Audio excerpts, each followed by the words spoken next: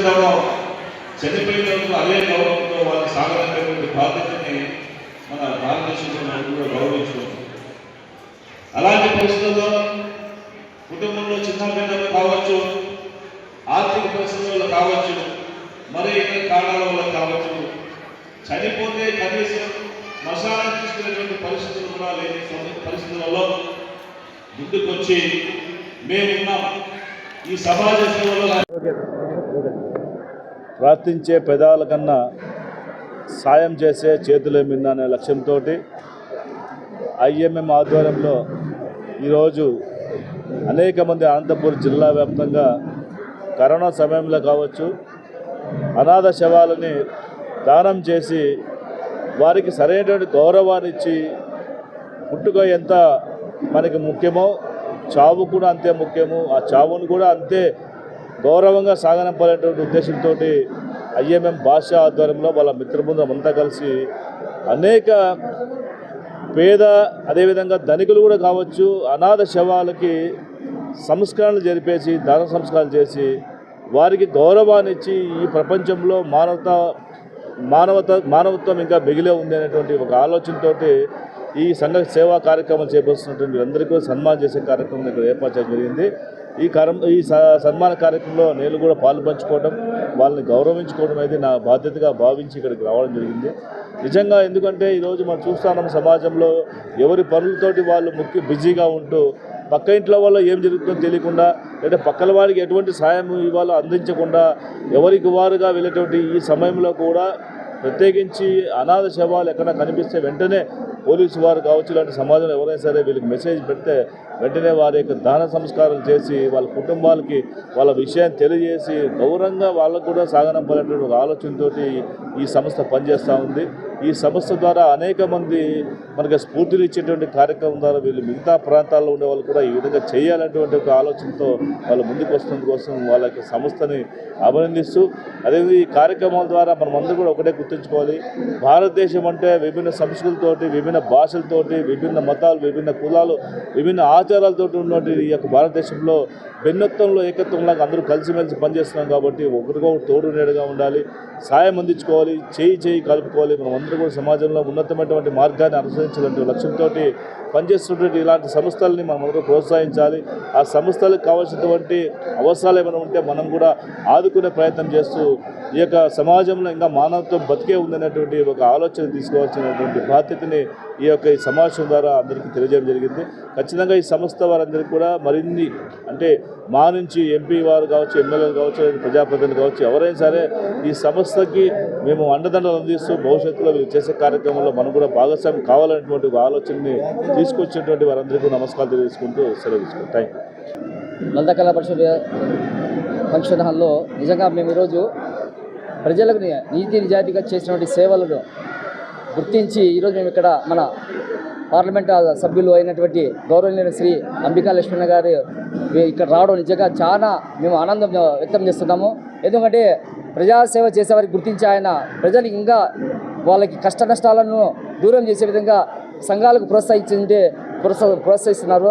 నిజంగా మీరు ఈరోజు మీ అమూల్యమైన సమయం కేటాయించి ఇంతమందికి మీరు అందరూ మీ చేతి మీదనే ఈరోజు ఇక్కడ వీళ్ళు స్ట్రీట్లో పురస్కార అవార్డు తీసుకోవాలని చెప్పేసి గట్టిగా ఉన్నారు. కాబట్టి మీ మనసుకు వాళ్ళకంతా ఎలా ఉన్నారంటే మీరు ఒక చిన్న బాలుడు ఉన్నట్లు ఉన్నారా? ఇక్కడ ఎట్లా ఉన్నారంటే ఇక్కడ మీరు ఎక్కడో మీ తల్లితో పుణ్యం చేశారు, కానీ అనంతపురంలో మీరు పార్లమెంట్ గెలిచిన తర్వాత అందరు మనల్లో పొందుతున్నారు.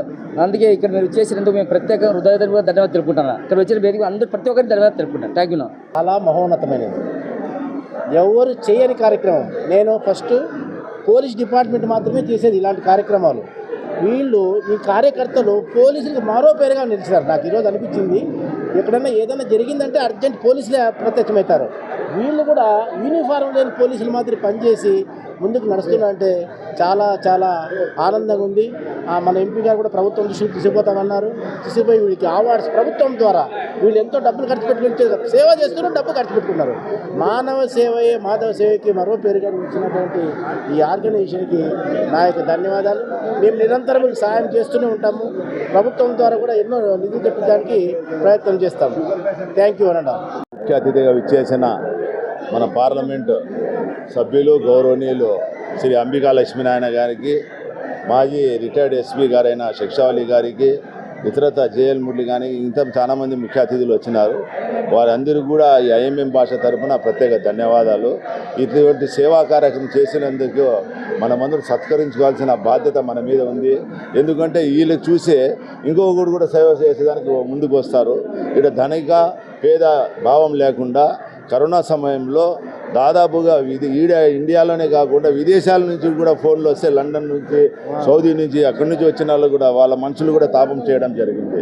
ఒకటి ఏమైందంటే మానవత దృక్పథంతో ఇప్పుడుండే సమాజంలో ఒక చాటి చెప్పేదానికి మేమంతా అన్నదమ్ములు, అందరూ మత కళాలకి లేకుండా అందరూ కలిసికట్టుగా ఉండేదానికి చూపించేదానికి ఇది కూడా అందరూ మనం సహకరించుకొని వీళ్ళందరికీ సేవాభావంగా సత్కరించుకుంటే రాబోయే కాలానికి ఇంకో జనరేషన్ కూడా మంచి చేస్తారు. ఇట్లా సేవాభావం చేయాల్సిన ఎంతైనా ముఖ్యమైన ఉంది. అంతేకాకుండా ఇప్పుడు ప్రతి ఒక్క దానికి కూడా పార్లమెంట్ సభ్యులు కానీ ఎమ్మెల్యే కానీ వీళ్ళందరూ చేయూతనిస్తా అన్నారు.